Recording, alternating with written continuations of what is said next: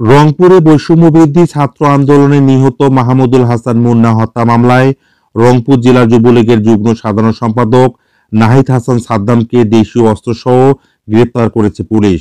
যৌথ বাহিনীর অভিযানে রংপুর মহানগরীর স্টেশন এলাকা থেকে নাহিদ হাসান সাদ্দামকে গ্রেপ্তার করা হয়।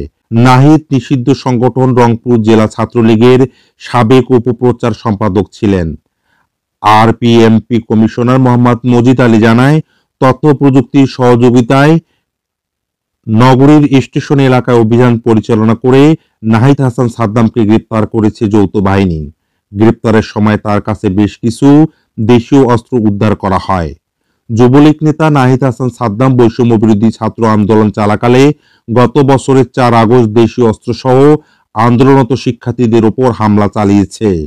ওই দিন রাজা রামমোহন ক্লাবের সামনে গুলিবিদ্ধ হয়ে নিহত মুন্না হত্যা মামলার আসামি। ছাত্র জনতার গণ অভ্যুত্থানে হাসিনা সরকারের পতন হওয়ার পর থেকে আত্মগোপনে ছিলেন যুবলীগ নেতা নাহিদ হাসান সাদ্দাম। রংপুরে বৈষম্য বিরোধী আন্দোলনে মাহমুদুল হাসান মুন্না নিহতের ঘটনায় সাবেক সমাজ কল্যাণ মন্ত্রী নুরুজ্জামান আহমেদ ও তার ছেলেসহ 128 জনের বিরুদ্ধে মামলা করা হয়েছে। গত বছরের 29 August Rangpur metropolitan magistrate Kotwali আমলি আদালতে মামলাটি করে নিহত মুন্নার বাবা আব্দুল মজিদ। এ মামলায় ইতিমধ্যে সাবেক সমাজ কল্যাণ মন্ত্রী নুরুজ্জামান আহমেদ, তার ছোট ভাই শামসুজ্জামান আহমেদ ভুট্টু সহ ছাত্রলীগ, যুবলীগ ও আওয়ামী লীগের বেশ কয়েকজন নেতাকে গ্রেপ্তার করা হয়েছে।